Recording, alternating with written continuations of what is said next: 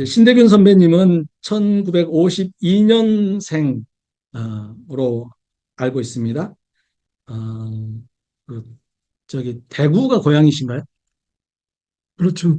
나기를 대구에서 났어요. 네네. 그래서 대구에서 초등학교, 중학교까지 다니신 걸로 예. 알고 있는데 그 초등학교, 중학교 시절하고 이제 처음에 교회를 나가게 된 이야기 또 그 어릴 때 신앙은 어떤 신앙이었는지 그냥 그 내 죄를 예수님께서 대신 지고 돌아가셨다 뭐 이런 신앙이었는지 어떤 신앙이었는지 하여튼 어, 초등학교 중학교 시절 얘기를 조금 고등학교까지 얘기를 좀 해주시면 좋을 것 같습니다. 제가 나기를 대구에서 났는데 저희 가족들은 원래 본향은 경상북도 청송군이라는 청송. 예, 청송군인데 지금 청송교도소가 있는 그 군인데 아버지가 초등학교를 졸업한 분인데 당대 자수성가를 해가지고 상당한 부를 이루었어요. 그러다가 또 당대에 또 몰락해가지고 사업을 몰락을 하시고 음. 형제들이 자랄 때는 빈곤과 싸우면서 자랐어요. 그랬는데 형제들이 팔남매였는데 내가 초등학생이었을 때는 가족 중에서는 셋이가 독실 교인이라 나머지들은 나중에 다 크리스찬들이 됐어요. 어머니는 결혼하고 나서 서당 훈장을 하신 시조부님한테 한학 공부를 배워가지고 상당히 박식하셨어요. 그런데 그래서 상당히 그 엄격한 유교 가풍을 유지하려고 하는 분이었는데 우리 자녀들은 어렸을 때 교회에 갔다 오면은 성경책이 불태워졌어요. 그래서 1세대 크리스천입니다.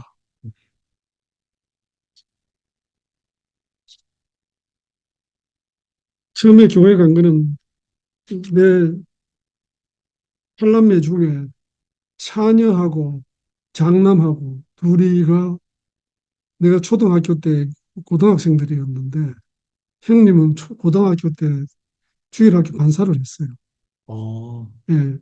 그래서 내가 교회 나가게 된 과정은 자세히 기억이 안 나요. 형님한테 데리고 간 것 같지는 않은데 내가 교회를 어떻게 알고 위치를 어떻게 알고 갔는지는 잘 기억이 없어요. 초등학교 2학년 때 처음으로 나갔다가 그다음에 안 나가다가 3학년 때 나갔는데 4학년 때 나갔는데 그때 이후로는 안 끊어지고 계속 나갔어요.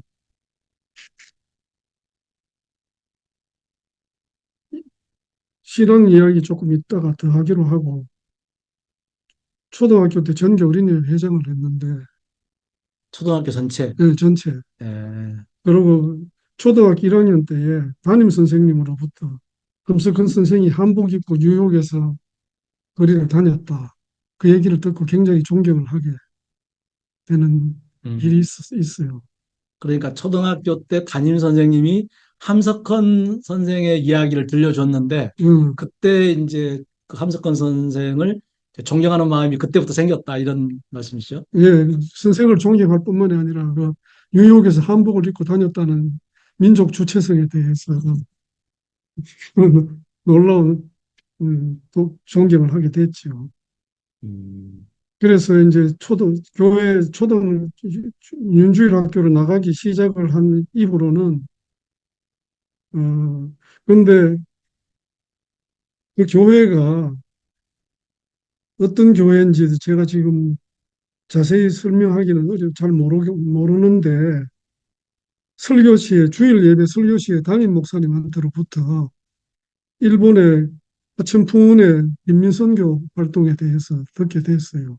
어, 그래서 그 굉장히 인상을 받은 적이 있는데 그런 걸 보면은 이분들이 아마도 내 생각에 개신교가 선교 이래로 3.1 운동하고 또 개화 운동하고 뭐 이렇게 한 그 흐름을 좀 계승한 분 교회가 아닌가 그런 생각을 해봅니다. 그래서 내 신앙이 한편으로는 역사적인 의식이 바탕이 있었던 것 같고 그다음에 또 하나는 그 교회도 그런 영향을 좀 미쳐서 그래서 그런 걸로 형성이 된 거 아닌가 신앙 형성이 그랬던 거 아닌가 그런 생각이 들어요. 네. 그런데 어, 이 교단은 경북 지방의 군소 교단이었는데 나중에 예장으로 통합이 돼요. 예장. 예장 통합으로. 네. 예.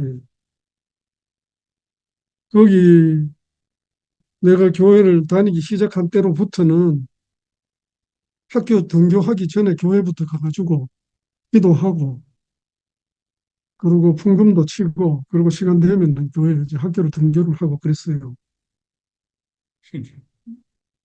초등학교 시절에 문화영화를 무료로 보는 관람권이 주어지는데 그게 주일에 상영한다고 해서 나는 안 받았어요.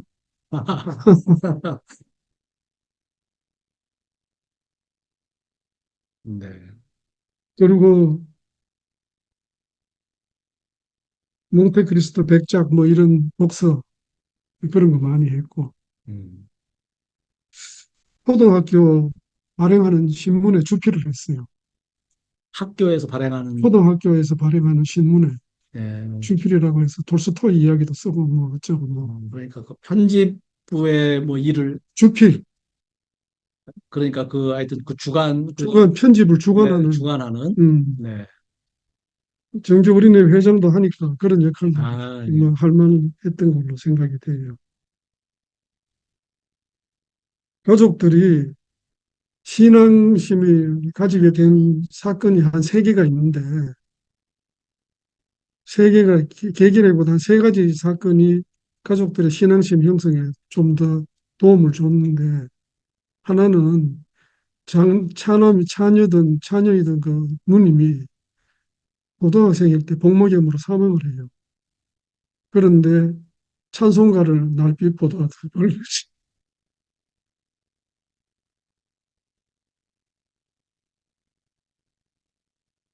그 찬송을 좋아해가지고 가족들이 그 찬송을 듣고 좋아하고 임종 때도 부르고 그런 거 영향을 좀 받아요. 음. 그다음에 또 하나는 집안에 같은 청송에서 나온 집안 중에 예장 총회장을 지낸 목사님이 계셨어요. 신우식 목사님이라고 신우식, 신후식 여기는 지금 계명대학 설립 초대 총장을 한 신태식 학장의 또 형제가 되는 사람입니다. 음. 그다음에는 한 사람이 순박한 아주머니가 있었는데 이분은 진실로 독실한 교인으로 집에 어떻게 출입을 하게 됐어요. 그분도 가족 어머님 특히 어머님한테 영향을 줬어요. 그러니까 그 친척은 아니, 친척도 아니고 아, 그냥 출입한 사람인데 아, 그런데 내가 아까 말씀드린 것처럼 성경 불태울 정도로 완고하신 분인데 네. 그런 영향을 받은 거예요. 아, 그래서 나중에 60이 된 후에 교회에 좀 나가시다가 스스로 카톨릭이 되셨어요. 네. 예. 저는 등교 가기 전에, 학교 등교하기 전에 교회 가면 스스로 여기 교회에 오게 돼서 감사하다. 그런 기도를 하고 그랬어요. 그리고 누가 좀 신앙이 독실한 친구가 있다. 그런 소문을 들으면은 상당히 뭐라고 할까. 존경하게 될까. 하여튼 그렇게 유의해서 사람을 보고 그랬습니다. 중학생 시절에는 학생회를 안 갔어요. 음. 교회당이 연회당이라고 그런 관념이 있어가지고 안 갔어요. 그리고 대예배를, 성인 어른 예배를 다녔는데, 그때는 대구 제일교회가 대구에서 수준 높은 교회였는데, 이상근 목사님이라고 주석 성서 강해의 권위자인 분이 계세요. 이상근 목사님 설교에 심취해서 다니고, 하루는 한 번은 그런 일이 있었는데, 남산교회라는 교회에 저녁 예배에 참석을 했는데, 내 옆에 문둥병 환자가 문둥이가 앓는 거예요. 그 내가 피해가지고 자리를 옮겼어요. 그런데 다른 교인이 그 자리에 문둥병 환자가, 한센시 병 환자지요. 문둥병 환자하고 옆에 앉는데도 안 피하시더라고. 근데 그걸 보고 굉장히 부끄러움을 느낀 적이 있었어요. 중학생 때로 내가 기억을 하는데 청소년 적십자 모임회를 갔었는데 간사하는 분이 담배 피우는 걸 보고 발을 끊었어요. 음, 고등학생 때는 그리고 중학생 때도 전교 학생회장을 했어요. 그때는 개성중학교를 다녔는데 미션 스쿨인데 나는 학생회장으로 선출이 돼서 뽑혔는데 나중에 학교에서 학생회 명패가 그 도장인지 뭐가 나왔는데 보니까 기독 학생회예요. 아, 그 미션 스쿨이기 때문에 학생회는 자동으로 기독 학생회예요. 연세대학도 학생회하고 기독 학생회가 동일 명칭일 때가 있었다고 제가 그렇게 알고 있어요. 그런 상황에서 남산교회에 참석을 했을 때인데 서울에 있는 무슨 교회에서 여학생, 여고생들 중창단이 와서 노래를 부르는데 너무 잘 불러. 그래서 그 교회를 찾아가 볼까 하는 생각을 했던 적이 있었어요. 음. 중학생 때 독서를 했는데 엄석헌, 이어령 이분들한테 심취를 했어요. 엄석헌 선생의 그런 사상계를 통해서 읽었고 별도로 책을 구해서 읽지는 못했고 사상계의 65년을 기억하는데 언론의 게릴라전을 제창한다. 그런 글을 썼어요. 그때 참 인상적인 생각을 했는데 내가 그래서 그때 이래로 생각하게 된 주제가 기독교를 누가 제대로 대변하는 것인가, 한경직 목사인가, 장준하 선생인가 그런 생각을 한 적이 있었어요. 중학교 때요. 중학교 때 이래로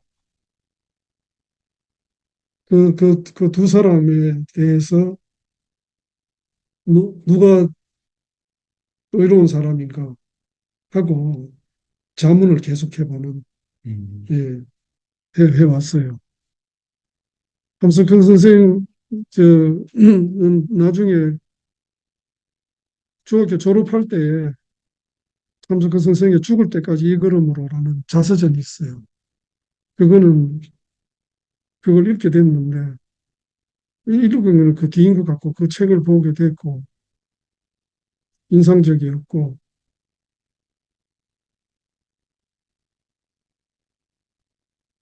이혜령 선생이 쓴 문장 중에 구약 시대의 신이 양의 피를 먹고 좋아했다 하는 그런 약간 조롱성 있는 문장이 나오는 글이 있어요.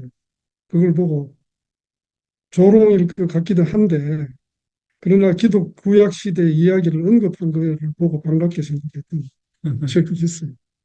음. 그리고 중학생 때 토마스 모어의 유토피아를 읽고 선한 사람들의 가슴 속에 형성된 사회라는 독후감을 학교 학생 신문에 발표한 적이 있었던 것 같아요. 그런 기억이 있어요.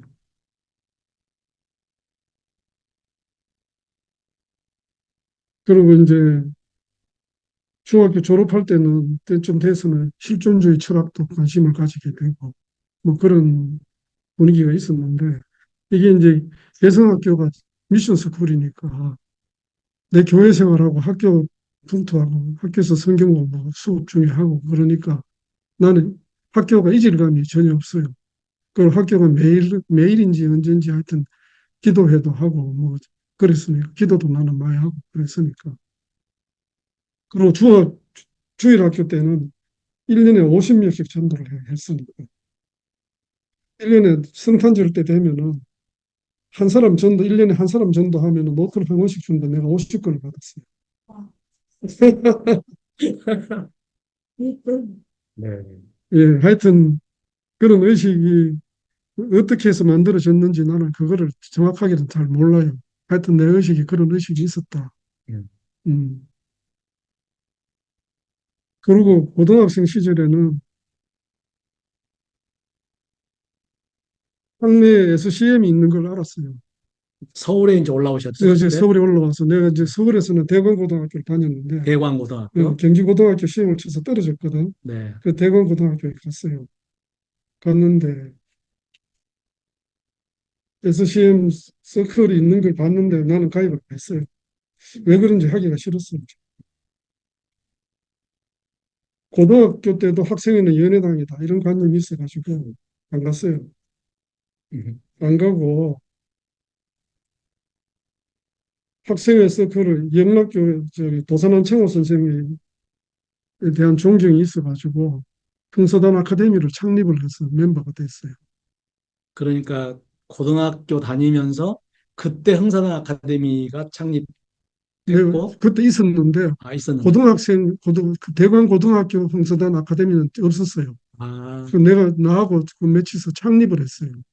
1학년 때 창립을 해서 2학년들까지 포섭을 네. 해가지고 창립을 해서 그때부터 고등학생 시절에는 흥서단 아카데미에 열심히 나갔어요. 그러니까 중고등학교 때부터, 그러니까 초등학교 때부터 사람들을 모으고 뭘 이렇게 작당을 하는 거로 상당히 잘 하셨고 열심히 하셨군요. 뭐 그렇지요. 그다음에 고등학생 때부터는 학생회장을 하기가 싫었어요. 네. 그래서 고등학생 때, 대학생 때 아예 생각을 안 했어요.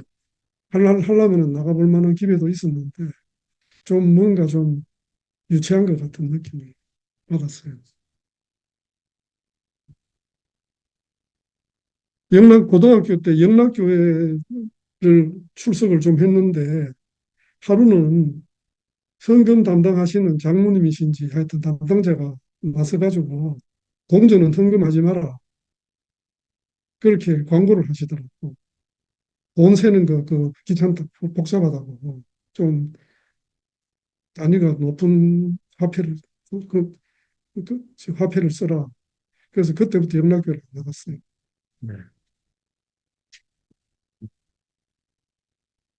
대학생 시절이 되니까 아, 이제 대학생 시절, 이제 그 대학교 시절로 이제 이게 지금 넘어오셨는데, 어, 이제 원래 고등학교는 71년에 졸업을 하셨는데, 예, 1년 재수를 하고, 이제 1972년에 7위학번으로 예, 서울대 외교학과로 진학을 하셨죠. 예, 예, 예, 그리고 이제 대학교 1학년 때는 그 당시에는 이제 교양과정부라고 그래가지고 그 학과별로 자기 전공 과목으로 배치가 되기 전에 그냥 다 모아서 이제 교양과정을 함께 공부하는 그런 이제 시절이 있었던 것 같습니다. 옛날 제도로. 예. 그리고 지금은 없어졌나요? 지금은 또 뭐 많이 변화가 있었던 것 아, 같습니다. 그렇게 예, 학교가 그런데 모였습니다. 그, 그 캠퍼스가 그 캠퍼스 위치가 태릉 쪽이었나요? 서울 공대 안에 있었어요. 그러니까 그게 태릉 쪽이었죠. 태릉이죠. 아, 그러니까 교양과정부 캠퍼스는 그 당시에 이제 서울공대, 그때 서울공대가 태릉 쪽에 그 육사 옆에, 원자력 병원이 있는데 예, 예, 거기 이제 있었는데 하여튼 그 위치에 있었고, 저 관악 캠퍼스가 생기기 전입니다. 생각이 생기기 예, 전에 그리고 2학년 때부터는 이제 물리대로 오셨죠. 물리대로 그 가고 물리대로 왔을 때 그 물리대는 동숭동에 있었나요? 동숭동에 있었죠. 지금 동숭동에, 대학로, 대학로에, 예, 대학로에 물리대로 왔죠. 서울의대집 바로 맞은편에 네네네. 그렇죠. 네, 그렇습니다. 하여튼 이렇게 좀 이제 간단한 배경 설명을 좀 드리고 어, 대학 시절 이야기를 좀 이제 예, 들어보면 좋겠습니다. 일단 그 대학 시절 얘기를 1, 2학년 때 얘기를 좀 먼저 말씀해 주시고 그 다음에 이제 KSCF라든가 민치환경 사건 얘기는 좀 나중에 예. 얘기해 주시면 좋겠습니다. 대학생 시절에 네 서클에 참가를 했어요. 네 개의 서클. 네 개의 서클에 참가를 네네. 했어요. 하나는, 하나는 일반 학생운동 서클이었고, 네. 다른 세 개는 기독교 학생운동 서클이었어요. 네. 서울대학교 들어갔더니 내가 지금까지는 고등학교, 중고등학교까지가 미션 스쿨을 다녔으니까 기독교하고 이질감이 없잖아요. 아마 내가 연세대를 갔으면 아마 비슷한 경험을 했을 것 같은데 서울대학교 들어가니까 이거는 민족주의적인 학교지 않습니까? 그때 1학년 때인지 2학년 때인지는 기억이 안 나는데 기독교는 미제 앞잡이다. 그런 말을 하는 말을 들었어요. 그래서 이건 뭐 잘못됐다 이렇게 생각을 하고 했는데 서울대 학생운동 서클에 참여를 1학년 때 교양과정부에 있을 때 학생운동 서클에 참가를 했는데 학생운동 서클에 참가를 하게 된 거는 미수령 후에 학생운동 조직들이 리더들이 다 제거가 됐잖아요. 네. 71년에. 네네. 잠깐 그 위수령이라는 단어가 나왔는데 이 단어를 이제 모르시는 분이 있을 것 예, 같아서 위수령은 제가 알기로는 그 계엄령은 다 아시죠? 이 군인들이 나와가지고 이 탱크로 그 질서를 이렇게 통제하는 그런 게 계엄령인데 계엄령보다 약간 이제 한 단계 아래로 계엄령은 전국적으로 내려지는 건데 위수령은 예를 들면 서울만 내려진다든지 부산만 내려진다든지 그리고 일정한 범위 안에서 그보다는 조금 더 낮은 수이긴 하지만 역시 군인들이 나와서 통제하는 그런 거를 이제 위수령이라고 그렇게 알고 있습니다. 그렇게 되면 대학도 이제 수업이 없어지고 학생들도 학교 못 나가고 그냥 그걸로 바로 휴교가 돼버리는 그래서 학생들 행동을 아예 못하게 만들고 이제 그런 이제 상황입니다. 네. 71년에 학생운동을 뿌리 뽑으려고 유수령을 발동해가지고 거기 리더들은 전부 군대로 징집을 하고 그랬어요. 그러니까 72년이 되면은 72년이 되면 학생운동 리더들이 거의 사라지고 일부가 남은 상태가 되는 거죠. 이 사람들인데 서울대학교 학생운동의 중심 서클이 후진국 사회연구회라는 후사연이라는 단체예요. 서울대학교는 학생운동 서클의 계보가 옛날에 64년도에 그 6.3 사태 하던 그때 운동의 중심 조직이 민족비교연구회라는 조직이 있었는데 그 조직을 민족문제연구회라는 이름으로 한동안 좀 바뀌었다가 그다음에 후진국사회연구회라고 바뀌어가지고 그거가 물리대의 중심을 이루는 그런 조직이었는데 거기 나중에는 조금 뭐 상대에도 뭐 가기도 하고 했다고 들었는데 자세한 거는 잘 모르겠고 하여튼 후진국사회연구회 70학번들이 이수령 때 징집을 피한 나머지 사람들이 교양과정부를 찾아와가지고 학생운동에 참가를 해라 하고 포섭을 했어요. 나는 학생운동의 정치적인 입장에 대해서 보다도 더 기본적으로는 진지한 의식 때문에 그래서 나도 여기에 참여를 해야겠다 이렇게 생각을 하고 참여를 한 거죠. 아마 나로서는 사상계를 읽던 나로서는 거기에 참가하는 게 너무 당연한 일일 거로 생각합니다. 그런데 한편으로는 그리고 대학생이 돼가지고 세문학교에 처음 갔어요. 대학생 회를 이제 학생회를 처음 가는 거죠. 그래고 그때는 세문학교에 대학생회가 조금 이름이 생겼을 때예요. 그때 세문학교회 리더는 세문학교회라는 한 20명이 모이던 성경 공부하던 그런 대학생회였는데 서경석 씨가 대학생회를 떠났다가 다시 교회로 복귀를 하면서 그걸 한 100명이 모이는 운동 조직으로 만들었어요. 음. 그래서 일주일에 얼마나 프로그램이 많은지 나는 아까 김민수 씨가 이야기하신 대로 거기서는 그 태능에서부터 교회를 다녀야 되는데 학교 끝나고 1시간 걸린다, 버스로. 그런데 거기를 내가 헤아려 봤어요. 내가 며칠을 교회를 가고 있나. 헤아려 보니까 일주일에 5일을 가고 있더라고요. 그래서 당연히 열심이기 때문에 리더가 될 수밖에 없어요. 그래서 세문학교의 대학생회 3학년 돼서는 회장을 하고 그랬는데,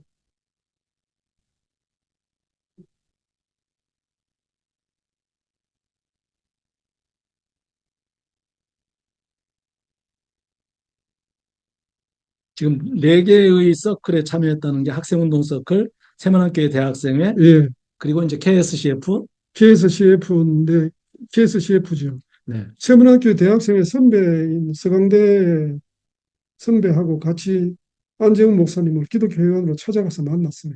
네. 그게 KSCF를 처음 만나게 된 거예요. 그 KSCF를 그러니까 서울 기독학생회를 통해서 만나지 않고 교회를 통해서 만난 거죠.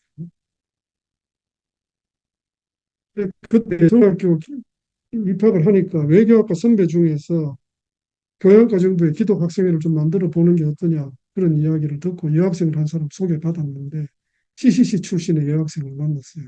그래서 둘이서 기독학생회를 교양과 정부 기독학생회를 만들자. 1학년 때. 1학년 때. 네. 그래서 서울대학교 학생부를 뒤졌어요.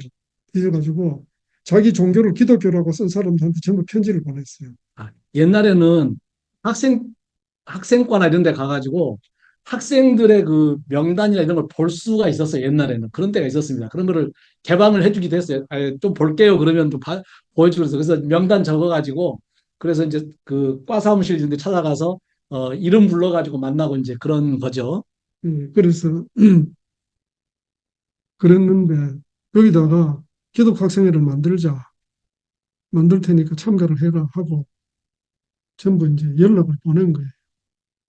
연락을 보냈더니 준비하는 회의를 뭘 조금 했던 것 같은데 하여튼 창립 총회를 하기로 하고 내가 총무를 맡고 여학생이 부회장을 하고 그 다음에는 종교학 학생 하나가 회장을 만들었어요. 그렇게 셋이서 인문이 돼가지고 기독학생회 교양과정부 기독학생회를 만드는데 그때 유신이 가을에 났잖아요. 가을에 유신 나기 전에 함석헌 선생을 강사로 초청을 했어요.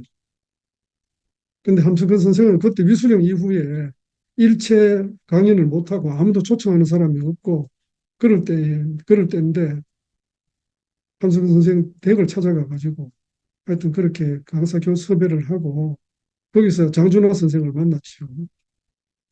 갔더니 장준하 선생이 그 CR의 소리 발송하는 우표를 붙이고 있는 일을 하고 계시더라고요. 그 천하의 장준하 선생이 할 일이 없어서 사상기는 폐간되고 나서 함석헌 선생이 와서 그 풀 붙이는 일을 하고 계셨던 거예요. 그래서 함석헌 선생을 모시고 10월에 창립 총회를 했는데 하면서 강연회를 했어요. 서울 공대에 그때 기독학생회관이라는 회관이 있었어요. 그래서 거기서 했는데 한 100명이 모였어요.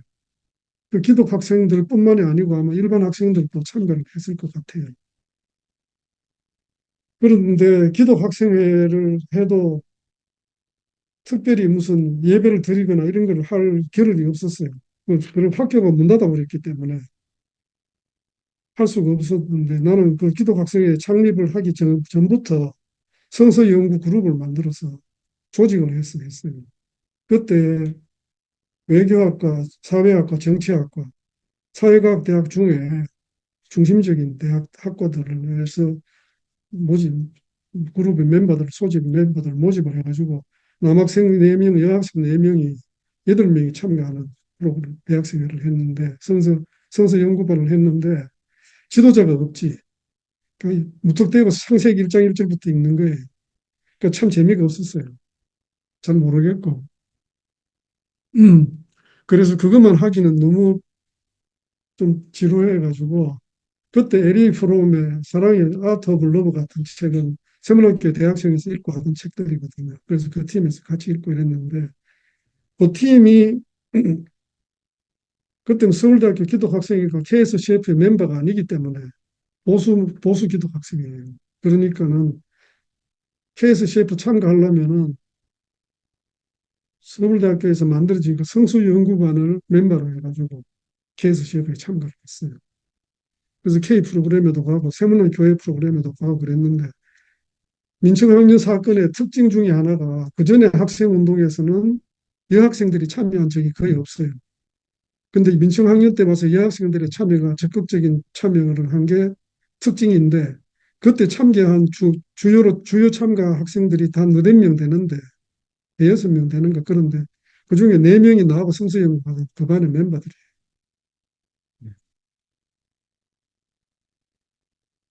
요즘도 간혹 보기도 하고 그러는데 이제 할머니들이 돼가지고 그런 게 했는데 그러고 나서 이철 씨가 내 반에 들어왔더라고. 복학을 해가지고. 그래서 내가 성서연구반에 가입을 시키려고 노력하고 있는 동안에 이 양반이 서울대학교 학생운동 조직을 전부를 통합을 했어요. 그리고 민청학년 운동으로 들어가는 그런 그 민청학년 운동은 아니고 학생운동의 재조직화를 작업을 전반적으로 석권을 했어요. 그 서울대 학생운동 조직을 재조직화하는 과정은 대략 몇 년 정도죠? 몇 년 정도? 72년 72년쯤에. 유수령, 위수령 이후에 예. 73년 되기 전까지 72년 1년 동안 한 거죠. 네. 그래서 그럼 잠깐만요. 이제 그 이철이라고 하는 분 아시는 분도 있고 모르시는 분도 있을 텐데 이분은 그 몇 년 선배인가요? 그분이. 그분이 나보다 4살 위에. 아, 그분도 학교를 한 삼수를 해가지고 네. 69년 육구학번으로 들어왔어요. 그 69학번인데 뭐 삼수에서 좀 늦게 들어오신 69학번이시라고 합니다. 근데 이분은 민청학년 사건의 사실상의 주동자로 이제 그 당국에서 규정돼서 나중에 사형 선고를 받게 됩니다. 물론 뭐 이제 그 사형 집행은 안 되고 나중에 석방이 되긴 하지만 아무튼 학생 운동을 통해서 사형 선고를 받게 된 거의 최초의 이제 사례이기도 하고 어마무시한 이제 그 무서운 그 시대였는데 아무튼 그 이철이라고 하는 분이 이제 아직은 그렇게 유명한 분이 아니었죠. 지금은 이제 그 전이니까 그 전 학생, 이야기를 조금 이제 학생일 뿐이지 뭐. 네네 그 좀 들어 이제 보고 있습니다. 이철 씨가 서울대학교 복학해가지고 하여튼 그러는데 우리 모임에도 오시고 그랬어요. 성역 공부 모임에 성경 공부 모임, 독서 모임이지. 독서 모임에 네, 와서 지도 이제 리더로 오신 거지, 그때는. 네, 나는 멤버로 좀 참여를 시켜. 그때는 이철 씨가 유명할 때도 아니기 때문에 네. 그냥 학생운동 선배구나 이런 정도로만 알 때예요. 그러니까는 성서연구반을 조직하는 의식이 굉장히 적극적이었던 것을 알 수 있죠. 음. 음. 그런데 하여튼 이분이 서울대학교를 석권하고 나니까 나는 그 서울대학교 학생운동 그룹 중에 어떤 한 그룹에 소속을 하게 된 거예요.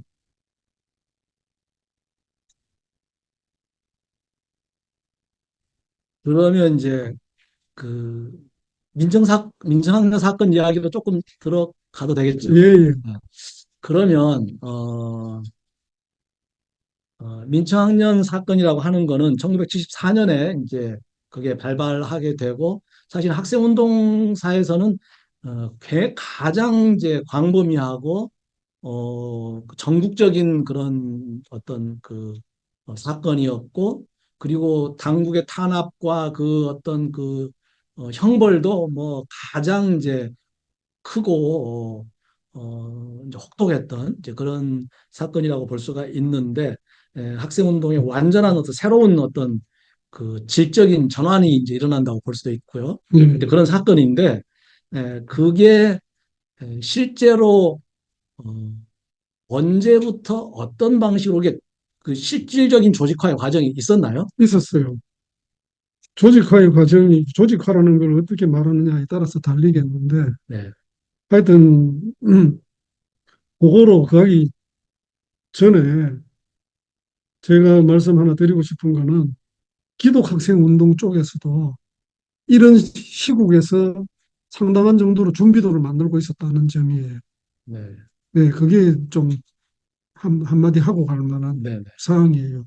그 디테일한 거는 제가 시간 부족으로 나중에 말씀드릴 시간이 있으면 하겠는데, 서울 학생운동은 미수령 이후에 서울대학교는 그렇게 해서 학생운동 그룹들을 다시 재정비를 하고 73년에 뭘 하느냐 하면은 서울대학교 학생운동을 어떻게 조직화를 더 확대를 할까 하는 노력을 하는 참이에요.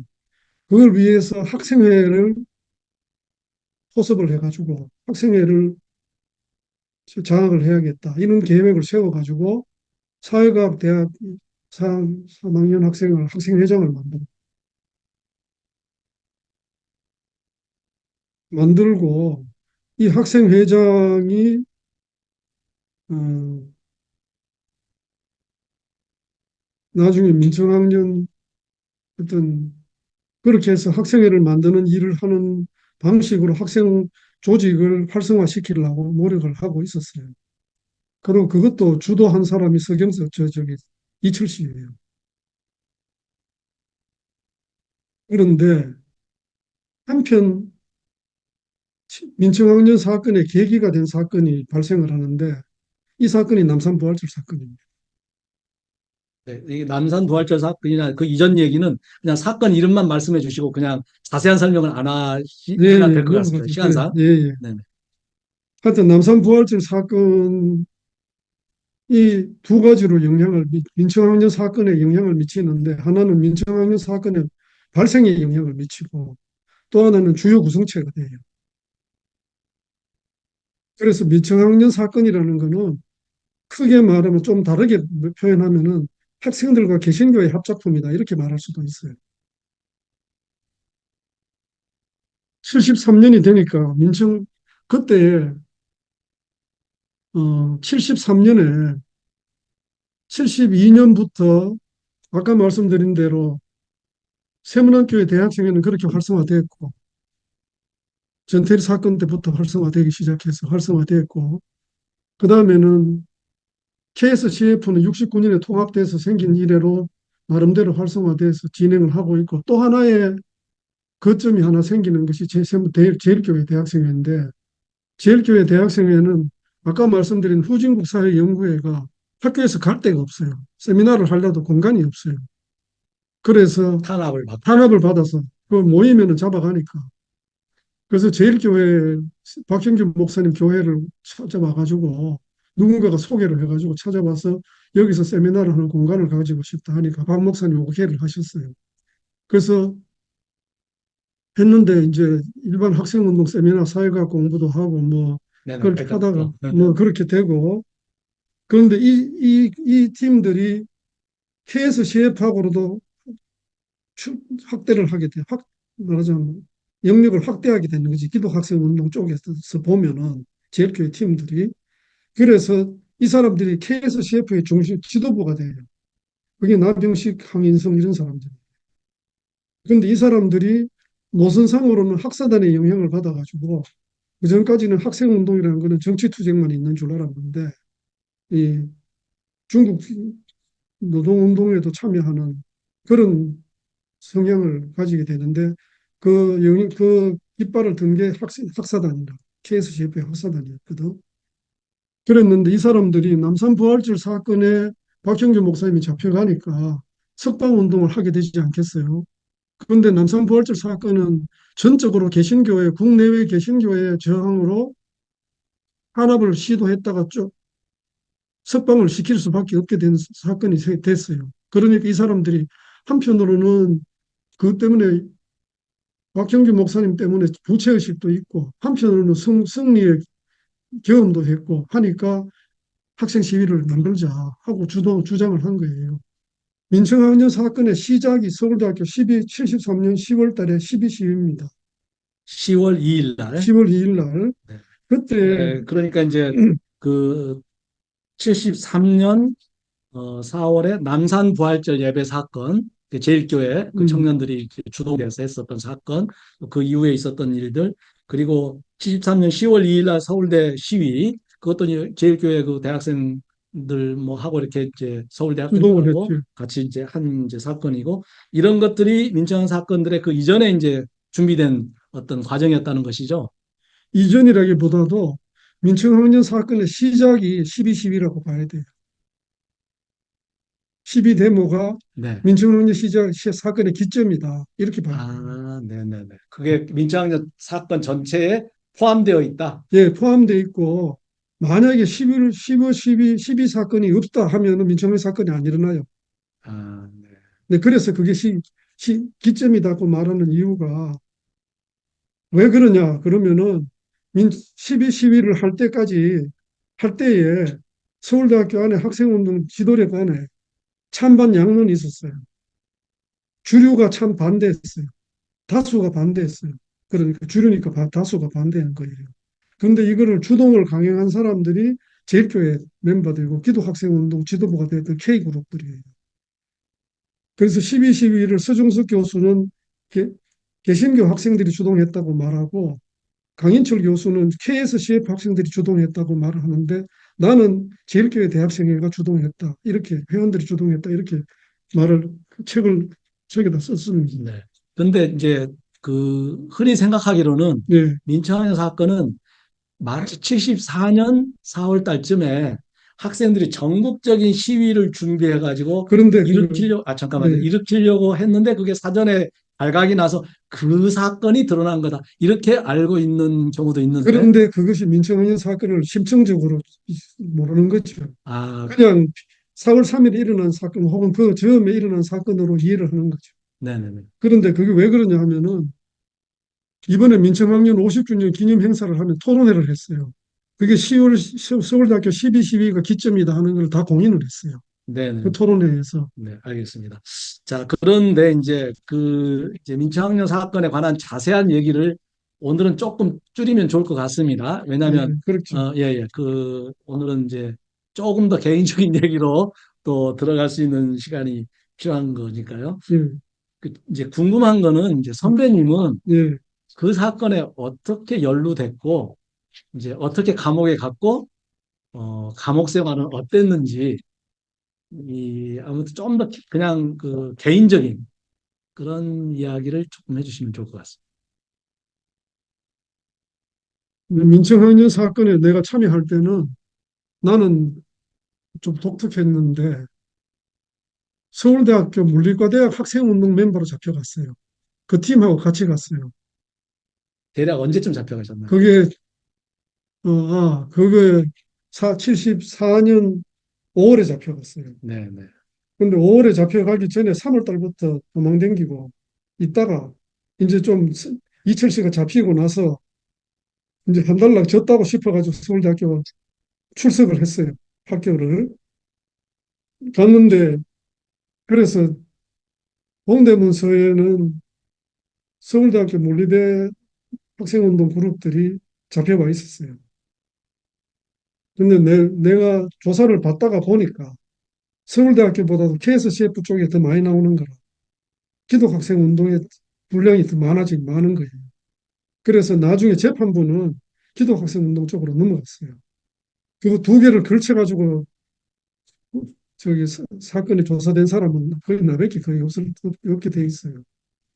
근데 내가 왜 그렇게 됐는지 하면은 서울대학교 12.12를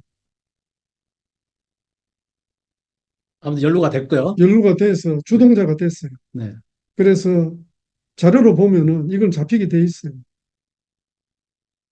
그래서 잡혔는데 하여튼 그랬는데 민청학년 사건에 그래서 잘 도망다닌다고 생각을 했는데 잡히게 됐는데 밖에 있어도 누가 잡혀 들어가고 누가 잡혀 들어가고 김지아 잡혀가고 뭐 이철 잡혀가고 누구 잡혀가고 하는 소식을 듣는 동안에는 밖에 있어도 마음이 편한 게 아니야. 네. 나도 같이 잡혀 있어야지 마음이 편할 것 같은 생각이 들었어요. 그래도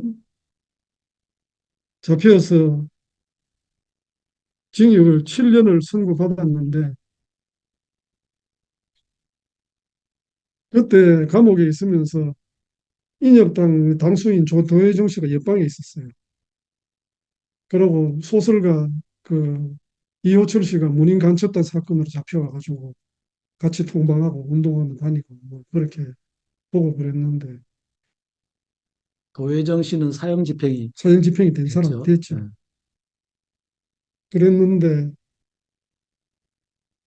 하여튼 감옥에 잡혀가지고 1심에서는 더 받고 2심에서 7년을 받고 대법원 상고를 포기했어요. 그래서 형이 확정이 돼가지고 그대로 이제 안양교도소로 넘어갔는데 형이 확정된 다음에는 내가 80 나가는 날이 언젠가 보니까 81년이더라. 근데 7년이 지나서 내 삶이라고 하는 걸 생각을 할 수가 없어요. 그래서 너무 오래구나. 내가 7년 후에 석방돼서 나가서부터 뭘 할 수 있을 건지 그림이 그려지질 않아요. 그래서 탈옥을 할까 하는 생각을 했어요. 그런데 감옥에 있는 동안에 주일날 되면 예배를 드려야 되니까 내 혼자서 독방에 있다가 잡범들하고 같이 있다가 또 나중에는 또 독방에 있다가 뭐 합방도 하고 뭐 이랬는데 잡범들하고 있는 동안에 내 혼자 주일날 되면 예배를 봤거든요. 그랬더니 같이 보자는 사람도 있고 그렇더라고. 하여튼 그렇게 보고 그랬는데 민청학년 사건이 그 나중에는 마산으로 이감을 갔는데 힘드는 거예요. 이게 감옥 생활이. 제일 어려운 게 두 가지인데 하나는 불을 안 꺼. 밤에 불을 안 꺼요? 밤에 불을 안 꺼요. 예. 그다음에는 4시 되면은 문 닫고 그럼 문을 닫는데 4시 좀 지나면은 그 전에 저녁을 다 먹고 불을 끄는데 문을 닫는데 오후 4시. 오후 4시에 예. 문을 닫는데 밥을 적게 주는 거야. 아, 밤에, 저녁에. 그 저녁에 정량이 나오면은 그걸 깎아가지고 소지들이 세주 소지라고 해서 배식하는 담당하는 죄수들이 그걸 깎아서 모아가지고 팔아요. 그래가지고 뭐 담배 사기도 하고 그러겠지. 근데 저녁을 4시에 먹고 그 다음날 아침 7시나 돼야지 먹게 되는데 밥을 반 토막이나 먹고 밤을 샐 생각하니까 참 괴롭더라고. 그래서 하여튼 그랬는데 석방이 됐어요. 2월 15일 날 석방됐는데 75년 2월 2월 15일. 15일 날 석방이 됐는데 석방되고 나서 기독학생 그룹들은 서경석 씨가 리더였어요. 기독학생 그룹들 그 전체 당시에요. 그 당시에 네. 그때부터 70년대를 거의 계속 그런 상황이었어요.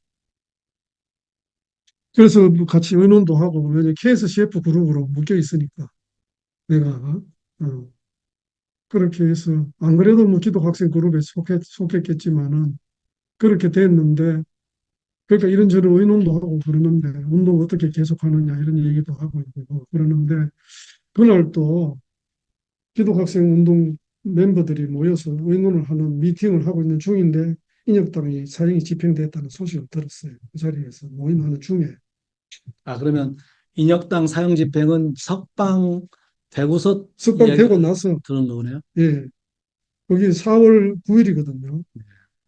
사형 선고가 4월 8일 날 났는데 그 다음날 아침에 사형을 집행을 한 거예요. 새벽에. 그 4월 9일 날 모임을 하다가 들었어요. 그래서 근데 그때 내한테서 숨이 확 나가요. 소식을 들으면서 내한테서 기운이 훅 빠져요. 그때 내 느낌에 내한테 온 느낌이 말이 있었는데 하나님의 무력하심을 내가 보는구나 이런 생각을 했습니다. 근데 보네프 그 전에 읽었던 책 중에 보네프가 하나님은 세상 안에서 무력하심으로써 그 능력을 획득한다. 그런 구절이 있습니다. 내가 무력한 아버지를 보는 것 같은 느낌을 받는 거예요. 하나님 무력하시구나. 그런 생각을 했어요. 민청학년 사건을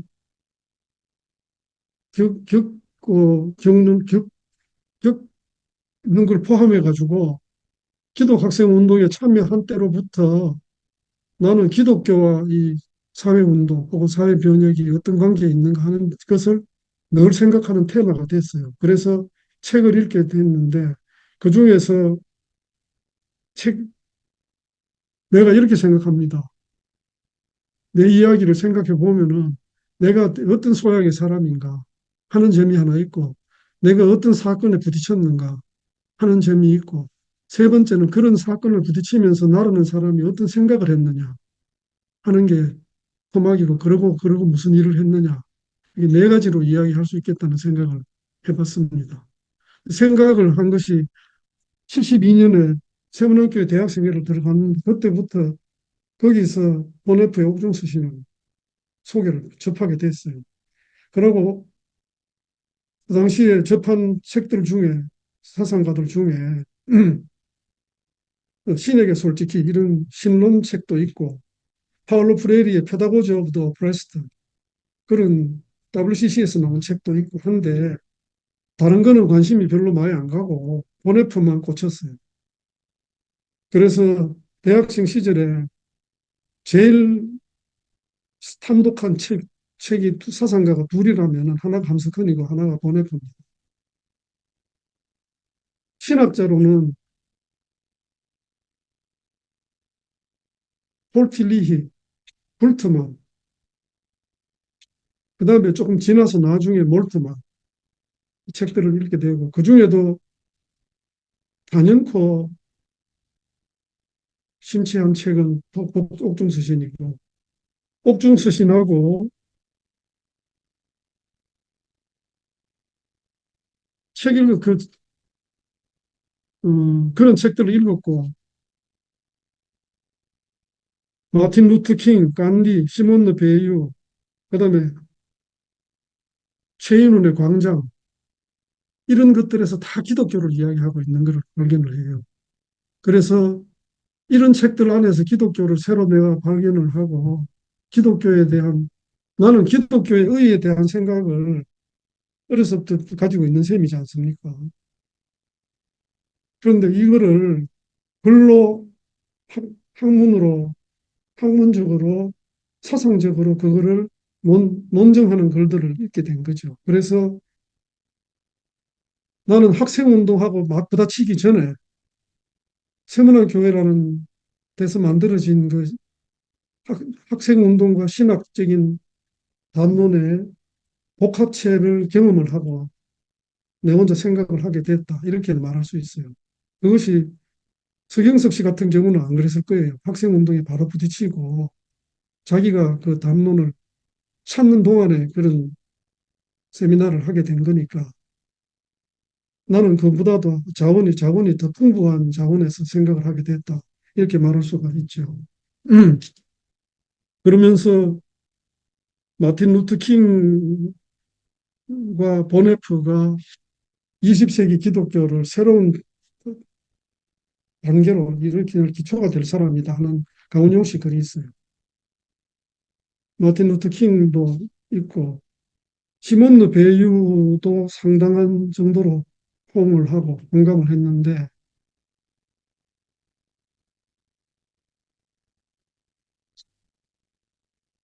나중에 이런 내 독서에 추가된 작품이 레미제라블, 그다음에 칼 마나임의 이데올로기와 유토피아, 그리고 더 나중에 미국 민주주의를 쓴 알렉시스 토크빌, 예, 그런 책들에서 특히 그 칼 마나임의 이데올로기와 유토피아는 새로운 기독교라고 이야기를 하는 개념을 제출을 하는 셈입니다. 그래서 기독교가 과연 내가 이것을 붙잡고 이 혁명 시대의 한가운데에서 내가 기독교 붙잡고 나갈 수 있는 것인가 하는 질문을 하고 내 나름으로는 그거에 대한 확신을 가지게 된 그런 이제 독서 과정을 겪었던 셈이라고 볼 수가 있겠습니다. 함석근 선생의 책은 여러 개 읽었는데 거의 전권을 다 읽은 셈인데 본해프 옥중서 씨는 몇 독을 했는지 몰라요. 하여튼 2독은 넘었고 여러 번 또 읽고 또 읽고 한 책인데 함석근 선생의 책으로는 두 권이 우선적으로 읽은 책인데 하나는 뜻으로 본 한국 역사 또 하나는 죽을 때까지 이거는 모르. 이 두 권의 책은 한국 뜻으로 본 한국 역사는 나는 이 책을 한국 민족의 구약 성서구나 이렇게 생각했습니다. 기독교 사관, 기독교의 관점에서 한국 역사 전체를 읽어본 셈이다. 그런 책이고 죽을 때까지 이 걸음으로는 3.1 운동이 미친 영향을 서술한 거예요. 함석헌 선생의 생애에 3.1 운동이 이 걸음이라는 게 뭐냐면 3.1 운동 때 걸었던 걸음을 이 걸음이라고 하는 거예요. 3.1 운동이라는 거는 한국 기독교와 한국 역사가 맞는 접합점에서 생산된 것이기도 하고 또 다른 의미로는 한국 기독교를 형성시킨 사건이기도 하다. 이렇게 말할 수가 있어요. 그런 표본을 보여주는 사람이 함석헌이다. 이렇게 말할 수가 있어요. 나는 3.1 운동, 100주년 기념 운동을 여기 참여하고 있는 우리 변창배 목사님하고 같이 100주년 기념 행사를 주도를 했었는데 한국 개신교가 3.1 운동을 기념하는 100주년 행사를 주도한 셈이 그거는 너무나 당연한 일이다. 왜냐하면 한국 기독교를 형성한 일이기 때문에 음, 함석헌 선생의 책들에서 나는 일생 내내 계속 묵상하는 주제들이 있습니다. 크고 깊고 분명한 생각을 해라. 이런 글이 있습니다. 생각이 크고 깊고 분명해야 된다. 이분의 생각의 크기라고 하는 건 우주를 단위로 하는 생각이에요. 그다음에 우주의 역사를 지나온 폭풍의 밤바다라고 하고 내가 논리적으로 함석헌 선생의 글을 어록 중에 참 톡 빠진 어록이 있는데 참은 나를 전체로 보는 것이고 사랑은 전체를 나로 보는 것이다. 그런 구절이 있습니다. 다시 한번요. 참, 참은 나를 전체로 보는 것이고 사랑은 전체를 나로 보는 것이다.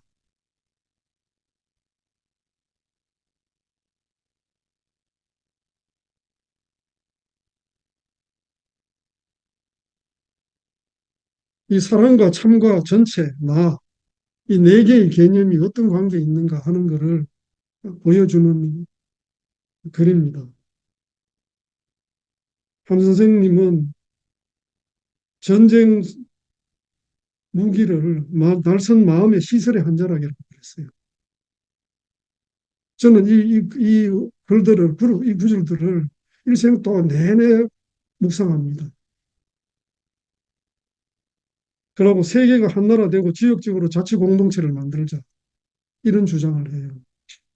이런 의록을 남겼어요. 그리고 이분은 참전체주의라는 게 있다. 이렇게 이야기를 했습니다. 죽어서도 생각을 해야 한다. 그런 말도 하고. 혁명은 3요소가 있는데 하나는 지식이고 하나는 권력이고 하나는 부다 그랬어요. 이 세 가지를 가져야 실제로 혁명을 할 수 있다. 그런 이야기를 했는데 그러니까 혁명이라는 걸 추상적인 말로 생각하는 분이 아니고 구체적으로 생각을 해본 거죠. 그 다음에는 구름빛이 이상해도 예수가 재림하는 날인가 하고 생각했다고 그러는데 나도 중학생 때 이런 생각을 한 느낌을 가졌던 날이 있었어요. 구름빛이 참 이상하면 이게 재림하시는 날인가 그런 생각을 한 적이 있어요. 그 다음에 한 선생님의 글 중에서 자기가 만약에 크리스찬이 아니었으면 사회주의자가 됐을 거다. 그런 구절이 있습니다. 크리스찬리티 오브 소셜리즘이라고 하는 문제를 놓고 고민을 젊은 시절에 굉장히 했다. 이거 보통 했으면 했다고 말할 사람이 아니거든요. 그런데 소셜리즘과의 관계를 오버 소셜리즘, 크리스천리티 오버 소셜리즘이라고 하는 테마를 제일 명확하게 공표하신 분이 함석헌 선생님.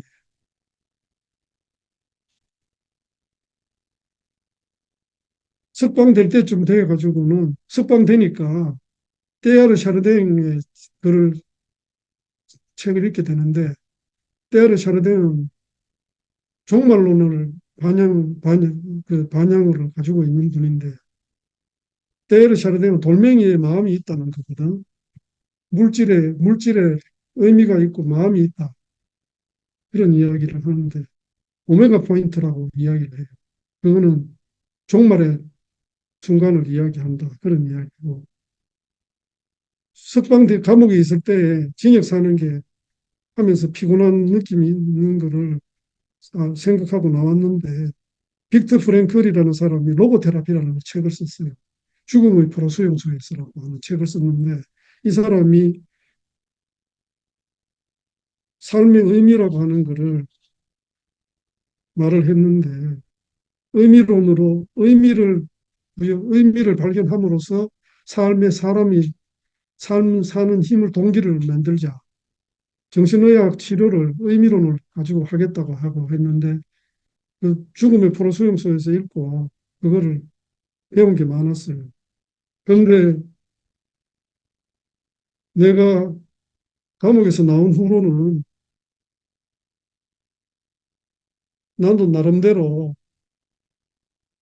내 의식이 내가 그런 생각이 떠오르는데 나는 있다. 나는 여기에 있다. 나는 영원한 생명이다. 그런 생각이 내한테 떠오르는 거예요. 근데 빅터 프랭클이 이게 비슷한 이야기를 했어요. 내가 지금 그 빅터 프랭클의 구절을 찾지를 못해서 그러는데 이때 내가 있다고 하는 거는 내가 여기에 있다고 말할 때 이거는 영원한 생명이다 이렇게 말하는 거는 하나님을 만나는 느낌이다. 그런 내 나름의 신앙적인 느낌을 정서적으로 표현하는 느낌이라고 생각을 하게 됐어요.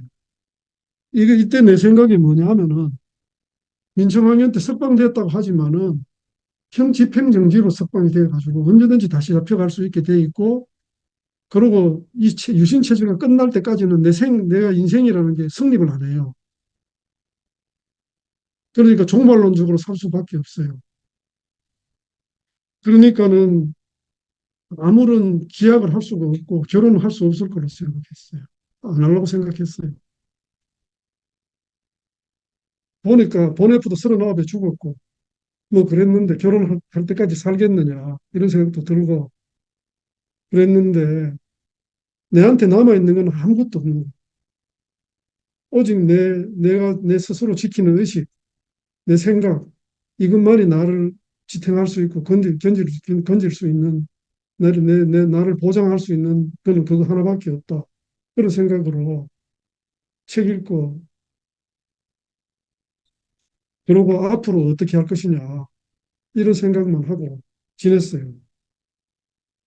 그 사상적으로는 내가 혁명론은 영구혁명론이라는 게 있는데 나는 영구혁명론이라는 것보다는 완전혁명론이라는 걸 생각해 보자.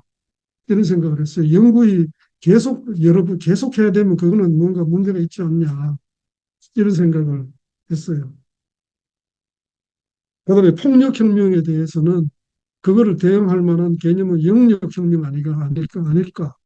이런 말들을 생각을 해보고 그랬어요. 영, 영역, 영적인 힘, 영적인 힘으로 혁명. 혁명을 폭력으로 혁명이 되겠느냐. 그러고 막스주의에 대해서도 막스 책도 이것저것 여러 개를 봤는데 막스 책에 보면은 혁명 마르크스의 종교 프로그램과 혁명 사상이라는 책이 있어요. 막스가 종교 비판 이런 책이 있는데 혁명 사상과 종교 비판이라는 책이 있는데 왜 종교의 길이 막스가 말한 거에만 따라가겠느냐. 그 스스로 바꿀 수가 있을 거지. 그런 생각을 한 거예요. 나는 있다, 나는 여기 있다, 나는 영원한 생명이다. 이 말을 내가 들은 거는 내 나름의 종교적인 체험이라고 생각을 하게 되죠. 그렇게 지내다가 나는 이제 학교 이제 졸업하고 이제 그 이후로는 그 민중운동을 해야겠다. 이렇게 생각을 했어요. 하고 있었어요. 네. 어, 지금 조금 쉬었다가 한 5분쯤 쉬고 이제 그 다음 이야기로 조금 넘어가면 그렇죠. 어떨까 좋죠. 예. 싶습니다. 네. 그러면 지금 5분 쉬고 8시 23분에 다시 시작하도록 하겠습니다. 네, 다시 2부 시작하겠습니다.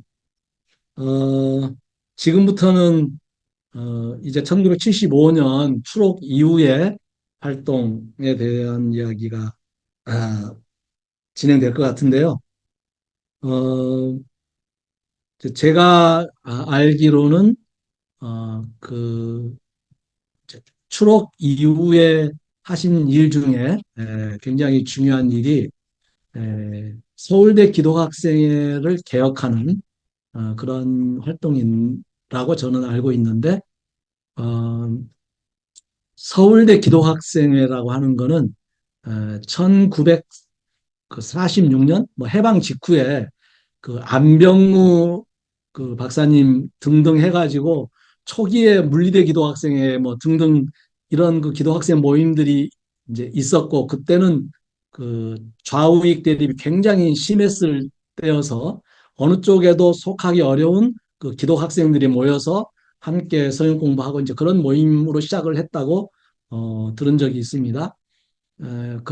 그 이후에 뭐 유교 전쟁도 지나고 또 이제 서울대라고 하는 그 어떤 전체 대학이 자리를 잡게 되고 어쩌고 하는 과정에 그 서울대학교 안에 그 단과대별로 기독학생의 모임이 에, 어느 정도 있었어요. 그래서 대표적으로 법대 기독학생회, 공대 기독학생회, 물리대 기독학생회 등등 이렇게 여러 개가 있었고 물론 이제 없는 단과대학도 물론 있었지만 그랬고 그 기독학생회가 다 합쳐진 총기독학생회 그 연합 모임이 있었습니다. 그래서 단과대별로도 모이고 또 총기독학생회라는 그 모임도 모였는데 실제로 그 신대근 선배님이 이제 그 어, 추록한 1975년경에 그동안의 그 서울대 기독학생회는 굉장히 보수적인 기독학생회가 대부분이었어요. 특히 법대 기독학생회가 매우 보수적이었고, 총기독학생회도 굉장히 보수적이었고, 그나마 물리대 기독학생회만 조금 그 섞여 있는 상태, 뭐 그런 정도였고, 대부분 아주 보수적이었습니다. 이제 그런 상황이었던 상황에서 이제 1975년에 어떤 이제 변화의 노력을 하게 됩니다. 이 이야기를 조금 들어보도록 하겠습니다. 제가 교양과정부 기독학생회를 만들었다고 했잖아요. 그러니까 이제 그게 하나의 단과대학인 셈이어가지고 그때 기독학생회 연합회라는 게 있었어요. 서울대학교 기독학생회 연합회. 연합회에 나가 회의에 참석을 하고 했는데 1학년 때는 그 연합회가 여름 방학에 농촌 봉사를 갔어요. 또 어떤 생각으로 갔는지는 하여튼 그렇게 갔어요. 나도 그 참석을 했어요. 그런데 그런 대로 그거는 괜찮게 지냈어요. 그런데 이분들이 73년쯤 되면은 학생 시위도 하고 할 텐데 그런데 모이면은 순복음교회 또 뭐 이런 그룹들이 주가 되고 이게 뭐 진보적인 분위기로는 전혀 접근을 못해요.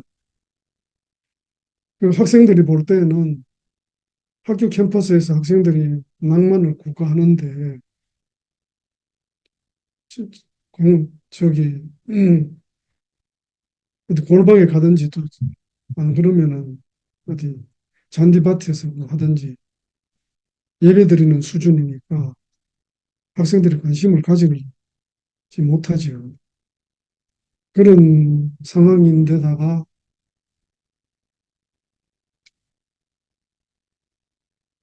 하여튼 그렇게 지내서 내보고 모이면은 분위기가 그랬어요. 그러니까는 내가 그때 치대 기독학생회 회원한테 민주화 운동도 해야 되지 않겠느냐. 그러면은 우리가 복음 전해야지 민주화 운동해서 되냐. 그런 답을 듣고 그랬어요. 그래서 이거는 좀 문제가 있다. 이렇게 생각을 하고, 어, 있는데, 연합협 총무를 하라. 그 내가 안 한다고 다 거절을 하고, 그러고 나서 서울대학교 기독학생회하고 떠났어요. 그런데 74년에 그런 일이 있었는데, 총기독학생회하고는 그렇게 떠났는데, 물리대 기독학생회는 조금 리브를 하고, 기본적으로 독실한 사람들이 리브를 하기보다는, 그러고 좀 이상한 이제 좀 일을 조금 덜 하는 사람들이라. 그런데 김준곤 목사님이 엑스플로 74를 개최하면서 물리대 기독학생회 임원들을 불렀어요. 초대를 해가지고 엑스플로 74 행사를 서울대학교 안에서 학내 프로그램을 만들어라. 실제로 수행하는 거는 다 CCC가 다 하겠다. 그 개최만 해라. 이런 요구를 했어요. 그 물리대 그룹들이 저녁 잘 얻어먹고 거절했어요. 그랬더니 김중근 목사님 말씀이 러시아 갔다 오면은 반러시아주의자가 되고 미국 갔다 오면 반미주의자가 된다 그러더니 서울대학교 기독학생회도 하여튼 이 복음화 운동에 참가를 안 하는구나 그런 취지로 이야기를 하시더라고요.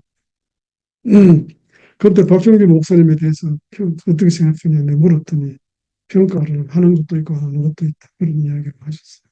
당시에 김중근 목사님은 거물입니다. 그래서 나름대로 저는 상징적인 미팅이 됐다 이렇게 생각을 하는데 어쨌든 간에 물대 하나 빼고는 볼만한 기독학생회가 없었어요. 그런데 75년에 그러고 나서 75년에 석방이 되고 나서 기독학생회가 내 관심에서 떠나질 않아요. 나는 이미 안전하고 한참 지났는데 이미 다른 제적당하고 이제 학교 올 일이 없는 상황이죠. 없죠. 없고 학교 올 일도 없고 뭐 계속 감시당하고 있고. 감시는 물론 당하고 그 예, 감시도 당하고 학교 올 일도 없고 그러고 그래도 진보 그룹에서만 내가 활동할 때지 않습니까?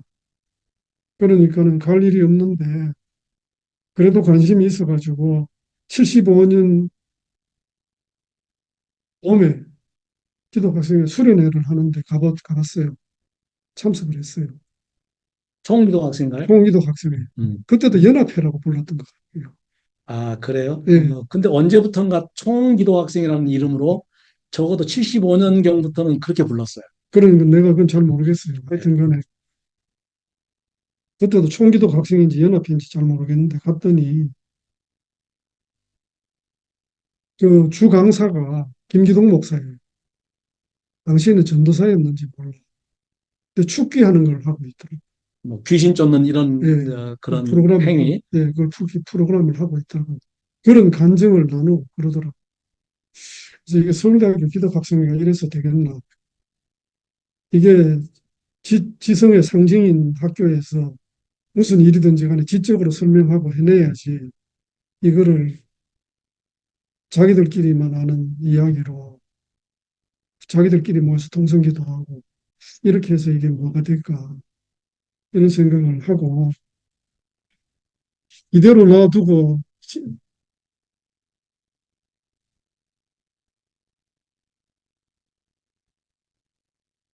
서울대학교 안에서 기독 학생회는 기독교의 모습을 대변하는 해야 되는데 이런 모습을 가진 채로 내가 서울대학교를 떠나야 하겠느냐 이런 물음을 가지게 됐어요.